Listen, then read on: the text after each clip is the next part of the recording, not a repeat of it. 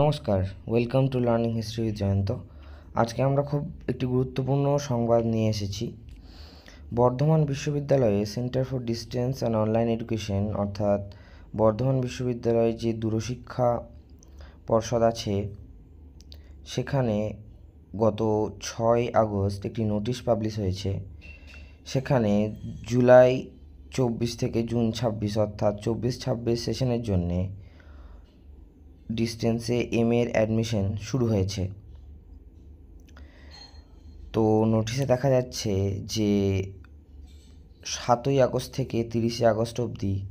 এই form fill up চলবে এবং 31 আগস্ট লেট ফি সমেত এই ফর্ম জমা করা যাবে। তো আমরা আরও দেখে নিই যে আর কি প্রসিডিওর আছে ডিস্টেন্স এডুকেশনে ভর্তি হওয়ার জন্য। প্রথমেই বলেছে যে বাধ্যতামূলক প্রত্যেক স্টুডেন্টের এবিসি আইডি এবং ডিইবি আইডি থাকা। এখানে স্টাডি সেন্টারের কথা বলা হয়েছে, অর্থাৎ বর্ধমান বিশ্ববিদ্যালয়ের ডিরেক্টরেট অফ ডিস্টেন্স এডুকেশন ছাড়াও আরও মোট 9টি স্টাডি সেন্টারে এই এমএ কোর্স পার্সু করা যাবে, যার মধ্যে হচ্ছে আনন্দচন্দ্র কলেজ জলপাইগুড়ি, গঙ্গারামপুর কলেজ দক্ষিণ Dinajpur, Malda college Malda, Rampurhat college Birbhum, Suri Vidyasagar college Birbhum, Birbhum মহাবিদ্যালয় সিউড়ি বীরভূম, বাঁকুড়া জেলা সম্মিলনী মহিলা মহাবিদ্যালয় বাঁকুড়া, তারকেশ্বর ডিগ্রি কলেজ হুগলি এবং শ্যামাপ্রসাদ কলেজ কলকাতা। এই 9টি স্টাডি সেন্টারে এই এমএ কোর্সটি ডিস্টেন্সে এমএ কোর্সটি পার্সু করা যাবে এবং ক্যান্ডিডেটদেরকে বলা হয়েছে এই অ্যাডমিশন প্রসিডিওরের মধ্যে যেন যে ফোন নাম্বার বা ইমেল আইডি দিয়ে তারা ফিল আপ করবে সেটা যেন চেঞ্জ না করে, কারণ বিভিন্ন পর্যায়ে এই ইমেল আইডি বা ফোন নাম্বারে ওটিপি প্রয়োজন হবে এবং যে 6টা আলফানিউমেরিক ক্যারেক্টারের অ্যাপ্লিকেশন আইডি প্রত্যেকটা ক্যান্ডিডেটের জেনারেট হবে, ক্যান্ডিডেটদেরকে বলা হচ্ছে সেই আইডিটি রেখে দিতে ফিউচার ইউজের জন্য। এবারে চলে আসি ফি স্ট্রাকচারে।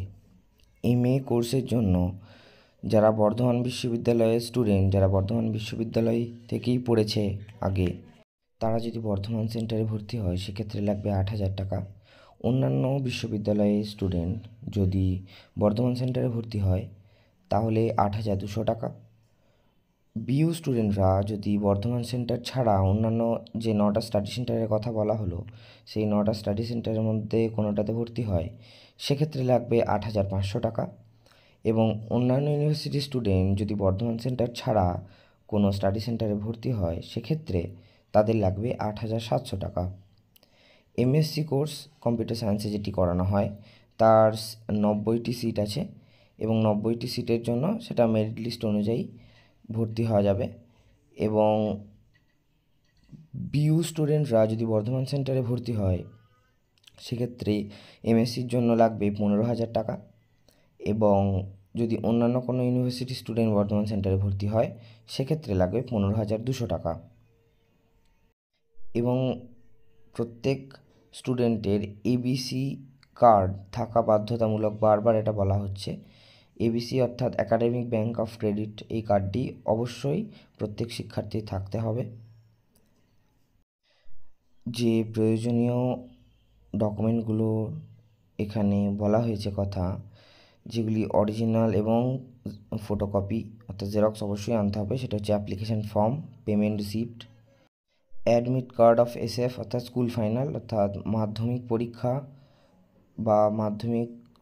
সমপদস্থ কোনো পরীক্ষার admit card, marksheet of SF or equivalent examination অর্থাৎ মাধ্যমিক বা সমমানের কোনো পরীক্ষার মার্কশিট, এইচএসএ বা এইচএসের সমকক্ষ কোনো পরীক্ষার মার্কশিট, ইউজি মার্কশিট, যদি পিজি থাকে তাহলে পিজির মার্কশিট, বিইউ রেজিস্ট্রেশন সার্টিফিকেট যারা বিইউ স্টুডেন্ট তাদের জন্য, কাস্ট সার্টিফিকেট অথবা পিডব্লিউডি সার্টিফিকেট, এছাড়াও লাগবে আধার কার্ড, এবিসি অর্থাৎ একাডেমিক ব্যাংক অফ ক্রেডিটসের আইডি কার্ড। এই অরিজিনাল ডকুমেন্ট ছাড়া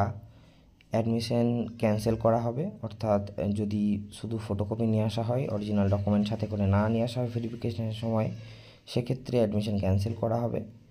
এবং কোনো রকমের যদি ফলস ইনফরমেশন করা হয় সেক্ষেত্রেও ইউজিসির নিয়ম অনুযায়ী অ্যাপ্লিকেশন ক্যান্সেল করা হবে। কোন কোন বিষয়গুলি এমএতে পড়ানো হবে এবং কোন ভাষায় পড়ানো হবে সে সংক্রান্ত বলা আছে এখানে। তো নির্দেশে বলা হচ্ছে যে study material of English and computer science will be supplied in English. ইংরেজি এবং কম্পিউটার সায়েন্সের মেটেরিয়ালগুলো ইংরেজিতে দেওয়া হবে এবং অন্যান্য বিষয় অর্থাৎ বাংলা, সংস্কৃত, ইতিহাস এবং দর্শন এই 4টি বিষয়ের ক্ষেত্রে বাংলায় মেটেরিয়াল দেওয়া হবে। এবং পরীক্ষার ক্ষেত্রে বাংলা পরীক্ষা হবে বাংলা ভাষায়, ইতিহাস হবে বাংলা অথবা ইংরেজি ভাষায়, দর্শন হবে বাংলা ইংরেজি ভাষায়, ইংরেজি হবে শুধুমাত্র ইংরেজি ভাষায় পরীক্ষা, সংস্কৃত বাংলা, সংস্কৃত, ইংরেজি এবং হিন্দি 4টে ভাষাতে পরীক্ষা হবে, কম্পিউটার সায়েন্সের পরীক্ষা হবে ইংরেজি ভাষায়। এরপর সবথেকে গুরুত্বপূর্ণ যেটা এলিজিবিলিটি, অর্থাৎ বেঙ্গলি, সংস্কৃত, ইংলিশ, হিস্ট্রি এবং ফিলোসফির জন্য কী কী এলিজিবিলিটি ক্রাইটেরিয়া আছে। প্রথমত, a minimum second class honors regular or special graduate in the relevant subject having pursued the course in the 10+2+3 pattern from any recognized university, অর্থাৎ মিনিমাম সেকেন্ড ক্লাস থাকতে হবে honours, special or regular যে কোনোভাবে, যেটা class 10-এ, 12-এ এবং গ্র্যাজুয়েশনে পড়েছে এরকম subject হতে হবে এই সাবজেক্টগুলির মধ্যে, অর্থাৎ বাংলা, সংস্কৃত, ইংরেজি, ইতিহাস এবং দর্শন। An unsuccessful honours graduate of the above pattern, এই ওপরের প্যাটার্নে একজন অসফল অনার্স শিক্ষার্থী যে after having pursued the honours course at both the part 1, part 2 and part 3 stages obtain pass degree certificate of third year course securing at least 35% marks in aggregate in concerned honors subject, অর্থাৎ part 1, 2, 3 পড়ে শুধুমাত্র যে অনার্সের student পাসের certificate পেয়েছে, অর্থাৎ honours clear হয়নি, সেরকম স্টুডেন্টে যদি 35% মার্কস থাকে এই তার অনার্স সাবজেক্টে, অর্থাৎ এই বাংলা, ইংরেজি, সংস্কৃত, দর্শন এবং ইতিহাসে, তাহলে সে ভর্তি হতে পারবে। A minimum second class honors graduate in the relevant subject or having pursued the course in the old 11+3 pattern, অর্থাৎ পুরানো 11+3 প্যাটার্নে